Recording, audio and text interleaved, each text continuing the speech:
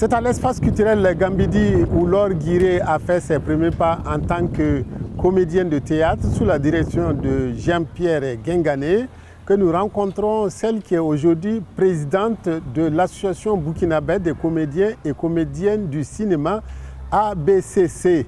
Laure Guiré est accompagnée de Mariam Koné, une autre férue du théâtre, des contes et de la mise en scène.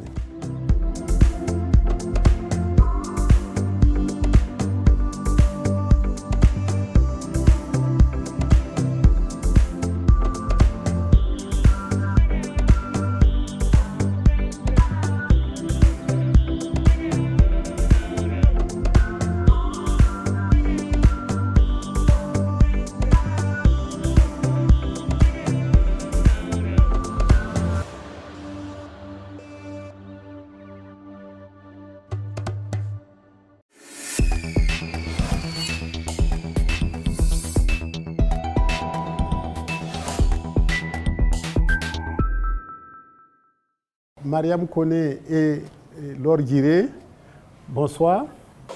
Bonsoir, Monsieur Godefroid-Bazier. Bonsoir aux téléspectateurs. Bonsoir, Monsieur Bazier. Bonsoir aux téléspectateurs. Mariam Koné et Laure Guiré ont un parcours presque similaire. Laure Guiré a commencé au théâtre en 1996 sous la direction du regretté Jean-Pierre Guingané. Nous sommes à l'espace Gambidi, qui est quand même la signature de ce tome de culture, Jean-Pierre Guingané. Et vous avez travaillé après à faire du théâtre, à aller vous former, et puis vous êtes revenu pour continuer à faire le théâtre, et puis aller au cinéma avec plein de rôles dans l'As du lycée, en tout cas la plupart des films de Yébie Missa, vous avez joué dedans, et ceux de Abouakar Diallo. Alors, Mariam Koné, c'est presque le même parcours avec le théâtre qui a commencé à Bobo Dioulasso, puis elle est allée en Côte d'Ivoire, et puis voilà, elle est revenue au Burkina, elle a continué à jouer au théâtre, et puis elle a fait, en tout cas, ce qu'on appelle une spécialisation dans le conte, puisqu'elle est conteuse, et puis elle est allée au cinéma aussi. Donc, voilà, donc vous êtes presque un parcours similaire. Alors, Laure Guiré, vous avez été portée à la tête de l'association burkinabé des comédiens et comédiennes du cinéma, ABCC. Comment vous en êtes vous êtes venue à diriger cette association-là? C'est vrai que j'ai été portée à la tête depuis 2018, si je ne me trompe pas.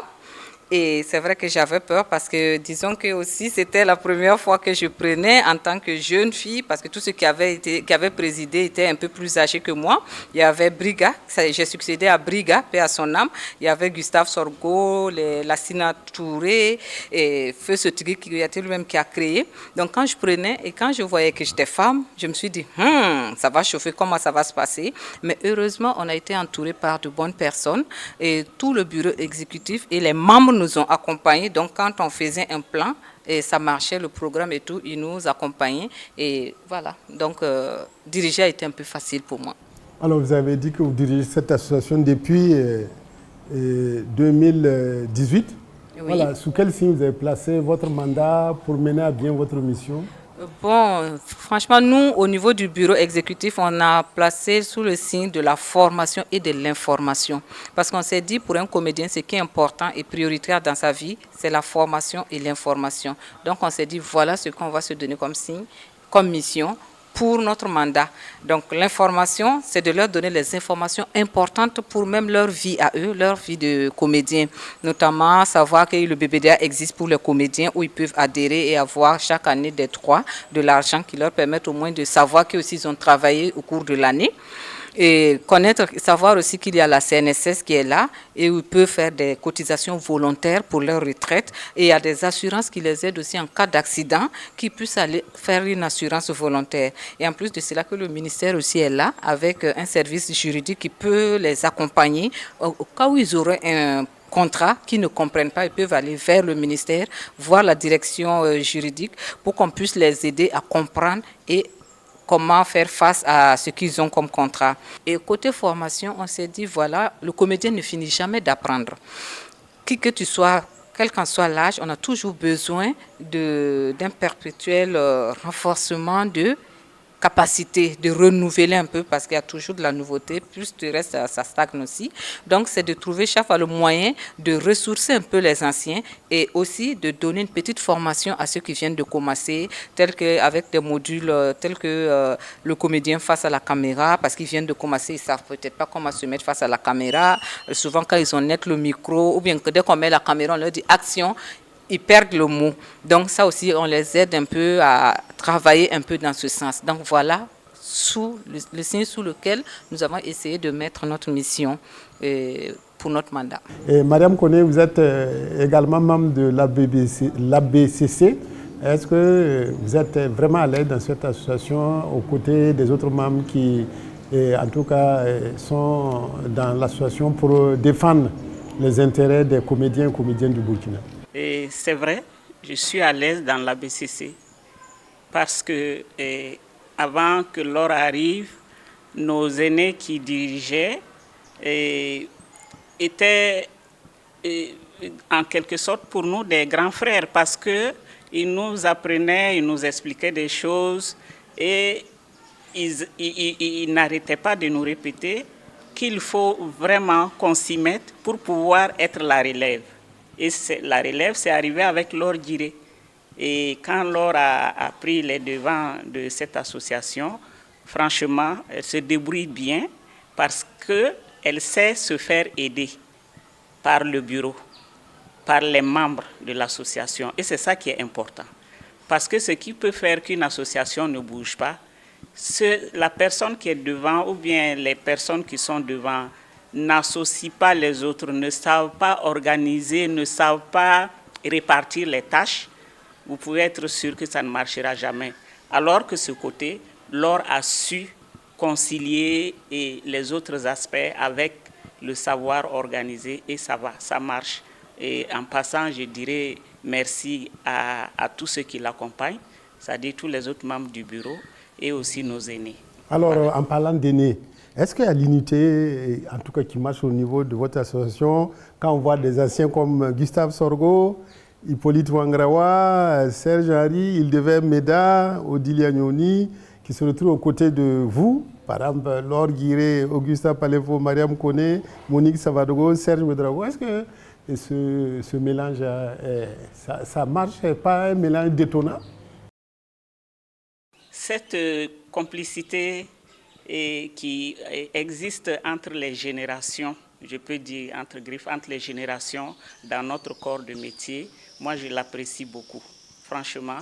Et nous, on a pu combattre, si je peux le dire, l'exclusion. Et c'est ça qui nous met à l'aise et c'est ça qui fait que nous pouvons tenir face à tous les défis et qu'ensemble nous pouvons trouver des solutions à nos problèmes internes. Comme elle a dit, il y a une complicité. Les aînés nous accompagnent, ils nous écoutent quand on va vers eux. Bon, peut-être aussi que c'est l'avantage qu'on a d'aller aussi vers eux. Et tiens, j'ouvre en même temps la parenthèse. Par exemple, au début de l'année, la BCC a décidé de rendre visite aux aînés tels que Mama Kaboré, qui est actuellement la plus ancienne des comédiennes au Burkina, à Mama Aïe Keïta, à Gustave Sorgho. On allait leur rendre visite et puis leur donner quand même des cadeaux, des petits présents pour le nouvel an. Donc, vous voyez, ces genres de trucs font quand même que la passerelle ne peut pas ne pas exister. Parce qu'ils savent que les jeunes viennent vers eux, eux aussi sont réceptifs envers les jeunes. Ils nous reçoivent comme il se doit, ils nous donnent ce qu'ils ont aussi. Et chaque fois qu'on fait une rencontre, vous allez voir que Mami Aïketa est là, Gustave Sorgho est là. Même quand on décide d'aller rendre visite à quelqu'un qui est malade ou un décès, saluer des décès. Blandine Kaboré. Blandine Kaboré, Blandine Yamouego. Oui, elle est un peu très occupée, donc rarement elle vient, mais quand même elle vient. Quand on l'invite et qu'elle est au courant, elle vient. Même Moussonima Kouyaté, quand il y a des activités, elle nous dit de l'associer, parce qu'elle, ça lui plairait bien d'être là pour accompagner la BCC. Donc c'est quelque part pour vous dire qu'en tout cas, ça se passe très bien avec les aînés et les jeunes. Les générations, c'est vraiment... Comment on appelle ça? À la vie, à la mort. À la vie, à la mort. Merci.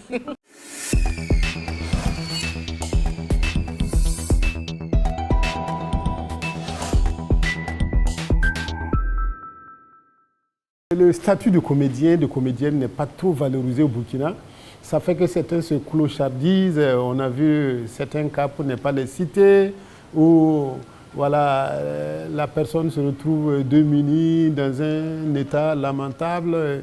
Et comment faire pour que ce statut de comédien, comédienne soit mieux valorisé, soit pris en compte? C'est vrai que vous savez que les artistes, quand ils travaillent, dans l'année, un comédien peut avoir un contrat. Peut-être il peut avoir un contrat ou deux comme ça dans l'année, il a eu peut-être 3 millions et c'est bon, et c'est fini, il ne peut plus rien gagner. Mais tout se passe peut-être de janvier à mars. Donc après, il ne fait rien. Alors, il faut peut-être qu'on trouve un système pour voir comment on fait. Est-ce que c'est à partir du BBDA qu'on va trouver le système pour qu'eux, ils prennent un peu pour l'assurance? Est-ce qu'on va voir au niveau de l'employeur pour que la personne retienne afin qu'on puisse en train de réfléchir? Mais ça aussi, il faut que nous soyons d'abord ensemble. Parce qu'il y a des comédiens, dès qu'ils ont aussi 5 francs, dès que tu leur dis, je vais enlever ça pour te garantir un meilleur demain, ils ne veulent pas. Pour eux, c'est le présent qui compte. C'est ça aussi qui fait le problème, je pense. Parce qu'il y en a qui ne veulent pas, ils ne pensent pas au lendemain. Pour eux, aujourd'hui, c'est aujourd'hui. Je ne sais pas de quoi sera revêtu demain. Donc, je préfère vivre aujourd'hui. Je reconnais, c'est le côté sombre de notre métier de nos jours, jusqu'ici en tout cas. C'est le côté difficile de la vie du comédien. Mais je dois avouer, comme elle l'a dit, comme Laure vient de le dire, et on est en train de chercher, de réfléchir à trouver des solutions pour cela. Parce que le métier d'artiste reste un beau métier, un métier très utile à la société. Il n'y a pas de raison que, parce qu'il n'y a pas une certaine garantie, parce qu'il n'y a pas un point d'ancrage. Entre parenthèses, quand quelqu'un tombe, c'est une façon de parler, il coule à perpète dans ce milieu-là. Et ça veut dire qu'il n'y a pas un point d'ancrage, il n'y a pas quelque chose qui peut faire que quand il y a des problèmes, le comédien, l'artiste puisse courir, trouver une solution comme ci, comme ça. Il n'y en a pas. Mais heureusement, nous voyons que les autorités cherchent de leur côté des solutions pour pouvoir nous aider, pour que ce milieu-là ne soit pas un milieu avec tant de dangers pour la vie de ceux qui pratiquent. Et nous aussi, artistes, nous n'oublions pas que nous sommes dans des problèmes, qu'il y a un gros problème dans notre fonctionnement et nous réfléchissons. Et bon, en tout cas, nous comptons, et si on a des propositions dans ce sens, repartir aussi vers les autorités pour proposer. Nous voulons être une force aussi dans ce sens-là pour proposer, pour aider les autorités à nous aider. C'est important. Laure a parlé de l'assurance. Est-ce que c'est ça, j'allais dire la panacée, c'est ça qui peut résoudre tous les problèmes? Moi, je pense que même si l'assurance ne résout pas tous les problèmes, elle va résoudre la plupart de nos problèmes. La plus grosse partie de ce problème-là, l'essentiel du problème sera réglé avec l'assurance. Et à côté de l'assurance, il y a les droits tout court au niveau du BBDA qui évoluent aussi. Et ça aussi, c'est une garantie aussi pour l'artiste. Donc nous souhaitons en tout cas que les autorités continuent à nous accompagner aussi pour que ça puisse continuer dans la bonne direction comme ça. Oui, je me dis qu'en fait, peut-être que souvent les gens, il y a des gens qui ont des statuts de grandes vedettes, des stars internationales, qui ne se préoccupent pas du sort de petits comédiens qui a à Ouagadougou qui végètent dans son non-loti. Non, nous dans notre milieu, nous fonctionnons un peu comme les mandines le diraient, comme des caméléons. Parce que quand nous voyons la situation d'un de nos camarades, ça se reflète sur nous. Nous mettons tout de suite à sa place. Et si c'était moi, c'est difficile. Et il y a cette compassion-là entre nous qui fait que le sort qui frappe les uns est vécu par les autres aussi. Et c'est pour ça qu'on se met ensemble justement pour réfléchir, pour pouvoir trouver des solutions parce que ça y va de notre garantie à tous dans le métier. Alors, et vos rapports avec les réalisateurs, les producteurs, est-ce que c'est des rapports sains? Parce que on dirait que c'est une jungle où les gros requins mangent toujours le menu fretin. Est-ce que, voilà, quand on parle de cachet d'1 million, 1,2 million, c'est pas évident que, en tout cas, les réalisateurs vous paient à la hauteur de votre talent? Oui, c'est vrai que les réalisateurs, producteurs, souvent, il y a des petits problèmes. Parce qu'en tant que membre de l'association, souvent on reçoit des comédiens qui viennent se plaindre. Voilà, on m'a pris, on m'a pas fait signer un contrat, parce que nous on a toujours dit aux comédiens, tout projet que tu commences, demande le contrat et signe-le d'abord avant d'aller sur le plateau. Donc, il y en a qui commencent sans le contrat, il y en a qui commencent à en prévoir un cachet de tant de francs, à la fin ils n'ont pas cet argent, mais comme ils n'ont pas signé de contrat, il n'y a rien à dire. Il y a tellement de petits trucs qui existent là, mais nous, on est en train de vraiment travailler pour que cela ne perdure pas. Voilà.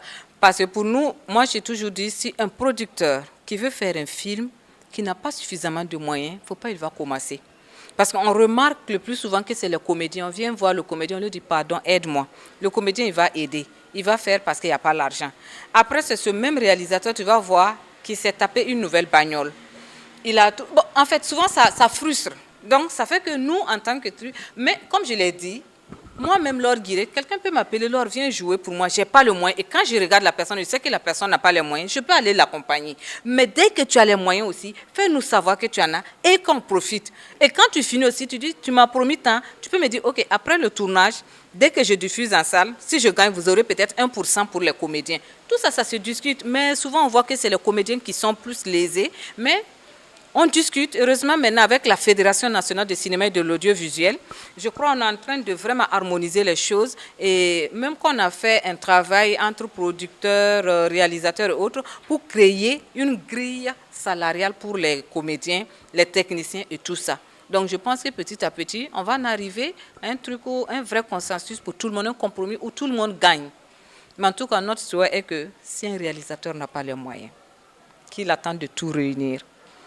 C'est vrai qu'on veut travailler, mais chaque fois on travaille là, vous remarquez que c'est toujours les comédiens qui ont des problèmes. Quand on dit SOS là, c'est un comédien. On n'a jamais dit SOS pour un réalisateur. On n'a jamais dit SOS pour un producteur. Quand on dit SOS, c'est comédien.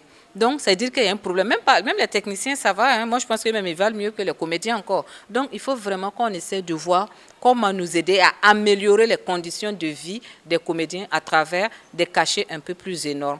Et ça va aller. Même dernièrement, avec la BCA, on a fait une rencontre où on a un peu discuté des grilles et de comment. C'était ça, non? Voilà. Donc, je pense que petit à petit, ça va s'arranger. Voilà, Inch'Allah. Alors, Mariam Koné, est-ce que les comédiens burkinabés, les comédiennes ne se vendent pas moins cher? Est-ce que ce n'est pas ça qui explique cette situation-là? Vous touchez vraiment un problème essentiel du doigt. Je pense... Et c'est le côté négatif de notre modestie ou bien cette façon d'être humble qui dépasse peut-être les bords. Donc parfois, ça peut venir aussi du fait que c'est le Burkinabé en général qui est aussi humble comme ça, mais parfois on a l'impression que nous, comédiens du Burkina, nous n'avons même pas appris à connaître notre propre valeur. C'est peut-être parce que nous n'avons pas vu en ce travail que nous faisons un travail, une profession. Nous pensons, beaucoup d'entre nous, parce que moi je ne le pense pas, beaucoup d'entre nous pensent qu'ils mènent une activité comme ça, ils n'ont pas conscience que c'est un travail et que c'est une profession. Je pense que ça, là, ça joue beaucoup. Et il y a aussi, parmi les réalisateurs, les producteurs, il y a des bonnes personnes, c'est sûr, des personnes honnêtes, mais il y en a beaucoup qui ne sont pas honnêtes. Quand ils ont un projet, ils regardent l'argent, ils se disent, bon, pourquoi prendre des professionnels? Ils vont m'en demander beaucoup. Si je prends des gens dans les quartiers, je prends des enfants de mes voisins et tout, je les paierai comme je veux, ils ne vont pas réclamer davantage. Et comme ça, je m'en mets plein les poches. Mais après, ça se ressent sur la qualité du produit final. Donc, il y a ces deux aspects. Il y a que parmi nous, il y a beaucoup qui n'ont pas pris conscience. ils ne savent pas discuter, ils ne savent pas parler, ils ne savent pas voir les choses d'une façon juste. Parfois même, ils vont jusqu'à se rabaisser en faisant des choses pour avoir un petit rôle et puis prendre des miettes. Et parfois, c'est les patrons aussi qui regardent autrement, qui préfèrent payer moins cher pour se faire un peu plus de sous. Et ça ne valorise pas le métier de toute façon. Voilà. Pour moi aussi, il faut voir que non seulement il y a tout ce qu'elle a dit, et aussi il y a le fait que c'est même la précarité. Vous allez voir quelqu'un, comédien peut-être, qui a fait peut-être toute une année qui n'a pas travaillé et qui doit payer sa maison à 25 000 francs. Et qui a une femme ou peut-être qui a son enfant qui est malade. Donc on propose à Mariam peut-être 300 000 francs pour jouer. Elle sait que ça doit dépasser ça, elle refuse. Et quand on va voir ce monsieur qui a besoin de juste 50 000 francs pour résoudre ses problèmes, on lui propose 75 000. Pour lui, c'est beaucoup. Donc je pense qu'il y a ce problème. Mais tout ça aussi, elle a bien dit, il y a le fait aussi qu'on ne sait pas s'il y avait des grilles, même si tu vas prendre un non-professionnel, si c'est qu'il doit gagner beaucoup plus là, il ne va plus accepter. Donc si ce non-professionnel-là, c'est qu'il doit avoir 50 000 francs par séquence et qu'il doit forcément l'avoir, et si toi tu sais que le non-professionnel, tu vas le payer à 50 000, un professionnel 50 000, tu es obligé de travailler avec les professionnels. Je pense qu'il y a ce problème aussi et que dans notre milieu surtout, il n'y a pas que des comédiens. Il y a beaucoup de gens qui ont pris le théâtre, comme elle a dit, comme deuxième activité. C'est-à-dire qu'ils font autre chose et ils viennent juste au théâtre, soit juste pour passer à la télé, juste pour se faire voir, juste comme pour une distraction. Donc pour eux, quel qu'en soit ce qu'on leur donne, le gars il a son salaire par mois. Donc en lui donnant 5 000 francs même déjà, c'est un bonus, ça c'est juste pour aller prendre la bière. Alors que non, nous vivons de ça. Donc il y a tout ça là en fait qu'il faut que nous on essaye de régler, de voir comment on peut essayer de faire en sorte que même ces gens-là, même s'ils travaillent là, s'ils savent qu'eux-mêmes ils doivent gagner plus, ou alors en tout cas on va trouver, je pense qu'il faut réfléchir à tout ça. Je pense que c'est ça aussi le problème.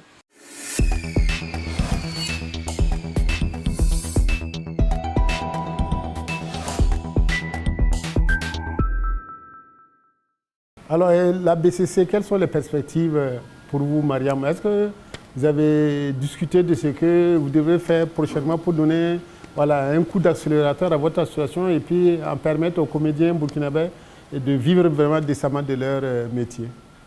Oui, dans les prochains mois et les prochaines années, la BCC compte mettre l'accent sur la formation.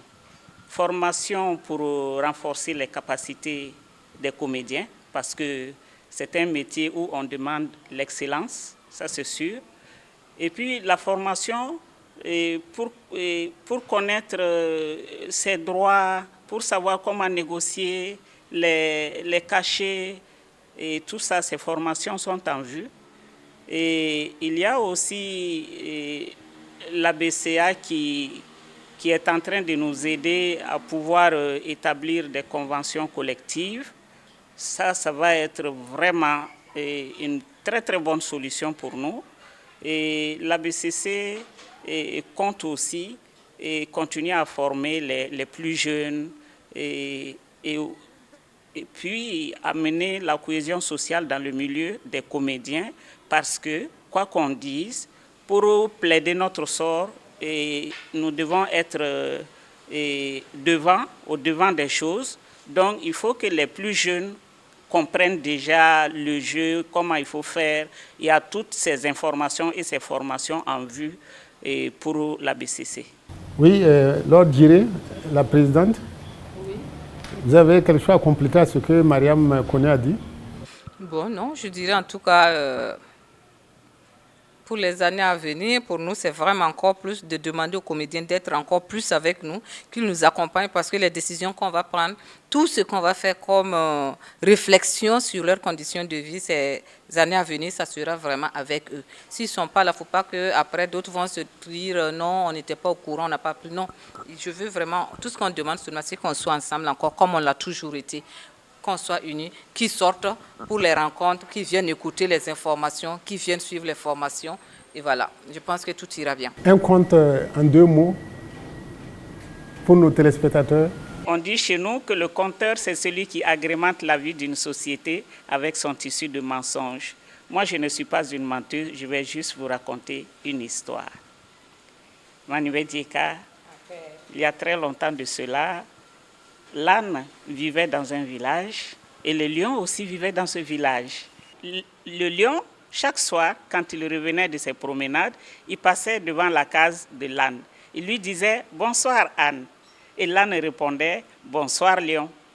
Et un jour, quand le lion est revenu de ses promenades, il passait devant la case de l'âne. Il a dit « Bonsoir, âne ». Et l'âne a dit « Bonsoir, lion ». Pendant que le lion s'éloignait, l'âne l'a regardé partir.